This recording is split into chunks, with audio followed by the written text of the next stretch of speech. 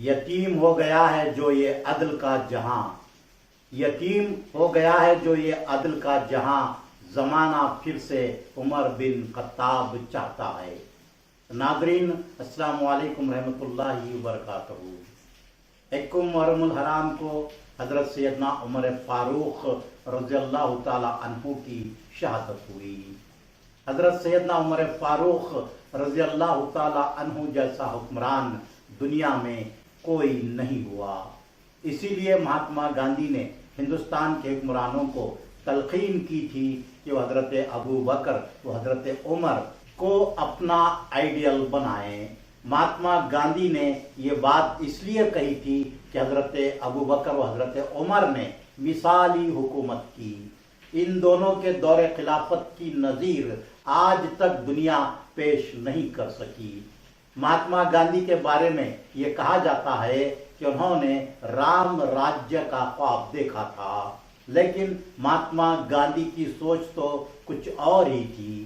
مہاتما گاندھی کی ہندوستان کے حکمرانوں کو حضرت ابو بکر و حضرت عمر کو رول ماڈل بنانے کی تلقین اس بات کا واضح اشارہ ہے کہ مہاتما گاندھی اس ملک میں خلافت کے نظام کو رائج کرنا چاہتے تھے، قائم کرنا چاہتے تھے۔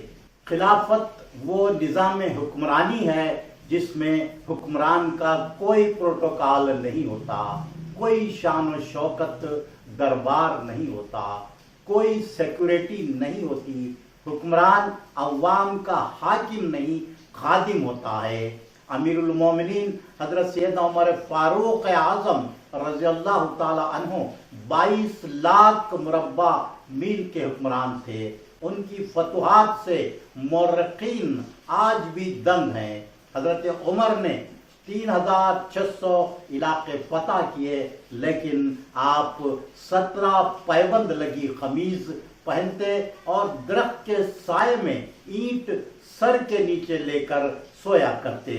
بیت المقدس جب فتح ہوا تو حضرت عمر فاتح اعظم کی حیثیت سے اس طرح داخل ہوئے کہ آپ کا غلام اونٹ پر سوار تھا اور اونٹ کی نکیل آپ کے ہاتھ میں تھی۔ حضرت عمر کا لباس اتنا سادہ تھا کہ آپ کے لباس پر پیوند لگے ہوئے تھے۔ لوگ یقین ہی نہیں کر پا رہے تھے کہ یہی بیت المقدس کا فاتح اور 22 لاکھ مربع میل خطہ اراضی کا حکمران ہے۔ یہ عظیم خلیفہ جو بیواؤں کی خبرگیری کرتے، ضرورت مندوں کی ضرورتوں کو پورا کرتے، راتوں کو گشت کر کے رعایا کا حال جانتے، وہ عمر رضی اللہ عنہ جن کے بارے میں خود نبی کریم صلی اللہ تعالی علیہ وآلہ وسلم نے فرمایا کہ جس راستے سے عمر کا گزر ہو شیطان اپنا راستہ بدل لیتا ہے۔ جب یہی عمر خلیفہ بنائے گئے تو آٹے کی بوریاں اٹھا کر لوگوں کے گھروں تک پہنچاتے، یہاں تک کہ رعایا کے گھروں تک پانی پہنچایا کرتے۔ آج حکمرانوں کے خلاف تنقید کو غداری سمجھا جاتا ہے، لیکن حضرت عمر نے جواب دہی کی ایسی مثال قائم کی کہ اگر اس کو اپنایا جائے تو رشوت، بدعنوانیوں، گھپلوں اور کمیشن کی لعنت سے ہمارا یہ ملک پاک ہو جائے گا۔ ناظرین، آج RTI حق معلومات کا قانون بہت مقبول اور کارگر بن چکا ہے، لیکن دنیا کو یہ قانون حضرت عمر رضی اللہ تعالی عنہ نے ہی دیا۔ حضرت عمر کے دور خلافت میں ایک عام شہری کو یہ اختیار تھا کہ وہ بلا خوف خلیفہ سے باز پرس کر سکے، جواب طلب کرے، جواب دینے تک خلیفہ ممبر پر نہ چڑھے۔ حضرت عمر نے بے شمار سماجی اصلاحات فرمائے۔ آپ کا حکم انسانوں، زمینوں، صحراؤں پر ہی نہیں دریاؤں پر بھی چلتا تھا۔ آپ کے حکم پر دریائے نیل بہنے لگا۔ جب دریائے نیل خشک ہو جاتا تو نوجوان لڑکی کو دلہن کی طرح سجا کر دریائے نیل کی بھینٹ چڑھا دی جاتی۔ لیکن حضرت عمر رضی اللہ تعالیٰ عنہ کے دور خلافت میں اس سماجی لعنت کا خاتمہ ہوا۔ حضرت عمر نے دریائے نیل کے نام خط لکھا تو دریائے نیل بہنے لگا۔ مشہور شاعر سید محمد طیب قادری اشعر نظامی رائچوری نے کیا خوب کہا کہ رواب عمر تھا نیل کی شیطانی رک گئی، رواب عمر تھا نیل کی شیطانی رک گئی، ہر سال ایک حسینہ کی قربانی رک گئی۔ تاریخ بھول پائے گی ہرگز نہ عمر کو، تاریخ بھول پائے گی نہ ہرگز عمر کو، خط جو لکھا تو دریا کو طغیانی رک گئی۔ آج کوئی حکمران توہمات اور سماجی برائیوں کے خاتمے کے لیے حضرت عمر جیسی جرأت نہیں دکھا سکتا۔ آج کی ترقی یافتہ دنیا میں حکومتوں کے جتنے بھی قوانین اور محکمے ہیں کم و بیش وہ حضرت عمر رضی اللہ تعالی عنہ کے ہی بنائے ہوئے ہیں۔ ناظرین، ہم آپ کو چند مثالیں پیش کرنا چاہیں گے۔ آج جو ٹیکس کا نظام ہے اس سے کوئی خوش نہیں ہے، لیکن ٹیکس کا یہ نظام سب سے پہلے حضرت عمر نے شروع کیا۔ حضرت عمر نے ٹیکس کا جو نظام متعارف کروایا وہ نہایت عادلانہ منصفانہ تھا، رعایا پر بوجھ نہیں تھا۔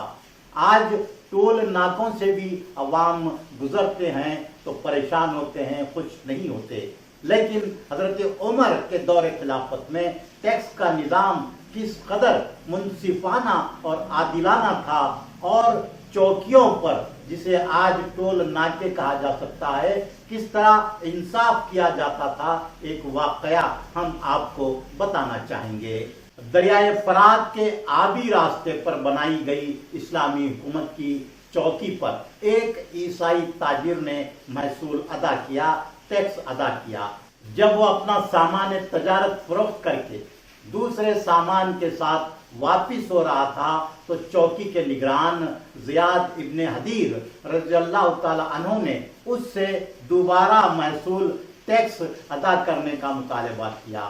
اس پر عیسائی تاجر نے اعتراض کیا اور اس کا اعتراض وجہ تھا، لیکن زیاد ابن حدیر نے دوبارہ ٹیکس کی ادائیگی پر بضد رہے۔ اس عیسائی تاجر نے اپنا سامان اپنے آدمیوں کے حوالے کر دیا اور چوکی کے نگران زیاد بن حدیر کی شکایت لے کر مکہ پہنچا، جہاں حضرت سیدنا عمر فاروق رضی اللہ تعالیٰ عنہ تشریف فرما تھے۔ عیسائی تاجر نے حضرت عمر سے سارا واقعہ بیان کیا تو امیر المومنین حضرت سیدنا عمر فاروق رضی اللہ تعالیٰ عنہ اس کے جواب میں کیفیت کہہ کر دوسرے کاموں میں آپ مصروف ہو گئے۔ عیسائی تاجر امیر المومنین حضرت سیدنا عمر فاروق کے اس ایک لفظ سے مطمئن نہیں ہوا۔ خود اس عیسائی تاجر کا بیان ہے کہ میں مکہ سے مایوس یہ ارادہ کر کے لوٹ رہا تھا کہ چوکی کے نگران زیاد بن حدیر کے مطالبے کو قبول کر لوں گا اور دوبارہ ٹیکس محصول ادا کر کے مال چھڑا لوں گا، لیکن جب وہ دریائے فرات کی اس چوکی پر پہنچا تو اسے حیرت ہوئی کہ اس کے پہنچنے سے پہلے حضرت عمر امیر المومنین کا فرمان پہنچ چکا تھا کہ کسی تاجر سے دوبارہ محصول ٹیکس وصول نہ کیا جائے۔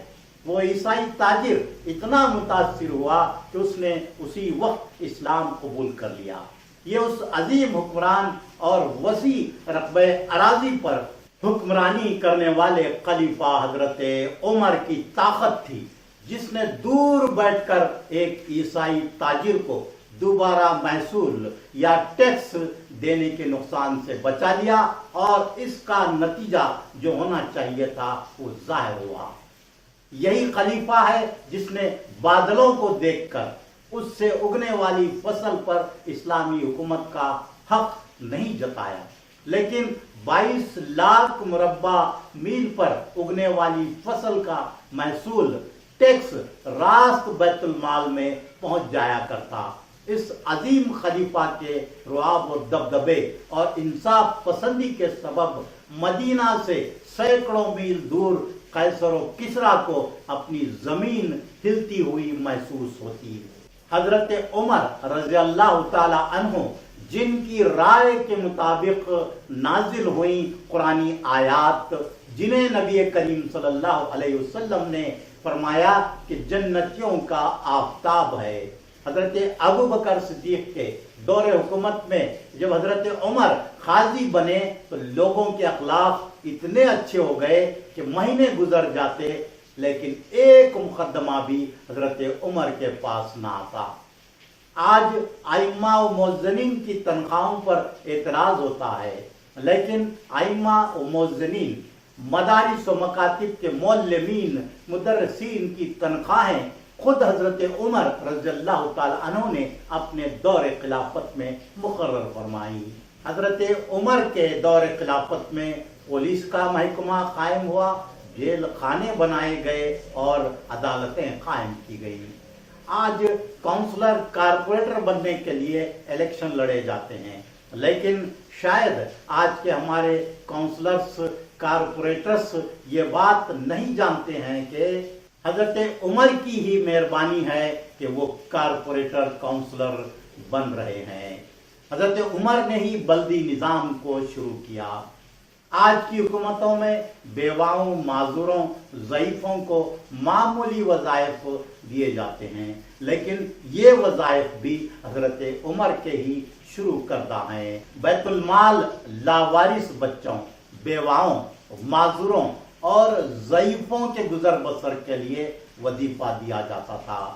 سن اور تاریخ کا اجرا بھی حضرت عمر نے ہی شروع کیا۔ مردم شماری، سینسس بھی حضرت عمر کی دین ہے۔ آج زراعت کے لیے آبپاشی کا جو نظام ہے وہ بھی حضرت عمر رضی اللہ تعالی عنہ کی ہی ایجاد ہے۔ حضرت عمر رضی اللہ تعالی عنہ نے نہریں کھدوانے کا نظم قائم فرمایا۔ شہروں کو بسانے کا کام بھی حضرت عمر نے ہی شروع کیا۔ کوفہ اور بصرہ جیسے شہر حضرت عمر نے آباد کیے۔ آج کے دفاتر میں جو ریکارڈز مینٹین کیا جاتا ہے وہ بھی حضرت عمر کی ہی دین ہے۔ سب سے پہلے پرچہ نویسی حضرت عمر کے دور خلافت میں شروع کی گئی۔ آج سرحدوں پر حفاظت، بارڈر سیکیورٹی کا جو نظام ہے وہ بھی حضرت عمر کا ہی دیا ہوا ہے۔ حضرت عمر نے کئی فلاحی کام انجام دیے۔ جا بجا سرائے، مسافر خانے، مہمان خانے حضرت عمر نے بنوائے۔ حضرت عمر نے غریب یہودیوں، عیسائیوں کے لیے بھی روزینے یعنی گزر بسر کے لیے وظائف مقرر کیے۔ غیر ترقی یافتہ علاقوں کو ترقی دینے کے لیے صوبوں کا نظام حضرت عمر نے ہی قائم فرمایا۔ موت اور پیدائش کا رجسٹریشن بھی حضرت عمر کے دور خلافت کی دین ہے۔ وقف، مالگزاری یعنی ریونیو اور پیمائش یعنی لینڈ ریکارڈز کے محکمے بھی حضرت عمر نے ہی قائم فرمائے تھے۔ حضرت عمر رضی اللہ عنہ نے فوجی دفاتر، فوجیوں کی تربیت اور ان کی تنخواہوں اور زرع بختر استعمال کرنے کا نظام بھی قائم فرمایا۔ شراب کی حد 80 کوڑے مقرر فرمائے۔ آج توہین اور ہجو اس قدر عام ہے کہ مذہبی سربراہوں کی بھی توہین کی جانے لگی ہے۔ مذہبی سربراہوں کی توہین پر پابندی عائد کرنے کے لیے آج قانون سازی کا مطالبہ ہو رہا ہے، لیکن یہ قانون حضرت عمر نے سب سے پہلے بنایا اور ہجو کرنے والوں کے لیے سزا مقرر کی۔ یہاں تک کہ شاعری کی خاص صنف غزل میں عورتوں کا نام لینے پر بھی حضرت عمر کے دور خلافت میں پابندی تھی۔ حضرت عمر رضی اللہ عنہ نے مسلمانوں کے لیے بھی کئی قوانین بنائے۔ 900 جامع مسجد، 4000 مساجد تعمیر کروائے۔ مساجد میں راتوں میں روشنی کا انتظام کرنے کا حکم جاری فرمایا۔ مساجد میں واعظ کا طریقہ بھی حضرت عمر نے ہی شروع کروایا۔ نماز جنازہ میں 4 تکبیرات پر اجماع کروایا۔ نماز تراویح 20 رکعت با جماعت ادا کرنے کا نظم بنایا۔ قرآن مجید کی تدوین کے ساتھ ساتھ فقہ میں قیاس کے اصول کو رائج فرمایا۔ حضرت سیدنا عمر فاروق اعظم رضی اللہ عنہ کے کارناموں کو اس ایک پروگرام میں احاطہ کرنا ممکن نہیں ہے۔ حضرت عمر نے جو نظام عدل قائم کیا، اس سے متاثر ہو کر ہی مہاتما گاندھی نے ہندوستان کے حکمرانوں کو حضرت عمر کو اپنا رول ماڈل بنانے کی تلقین کی، لیکن مہاتما گاندھی کی اس سوچ کو آج فراموش کر دیا گیا۔ آج کے ترقی یافتہ ممالک میں حضرت عمر کا نام گرامی لیے بغیر انصاف کا عمل ممکن نہیں ہوگا۔ اللہ رب ذوالجلال ہمارے حکمرانوں کو حضرت عمر کے نقش قدم پر چلنے کی توفیق دے، آمین۔ مجوسی نے وار کیا بھی تو نماز میں، مجوسی نے وار کیا بھی تو نماز میں، ورنہ کس کی مجال تھی جو آتا روبروئے عمر۔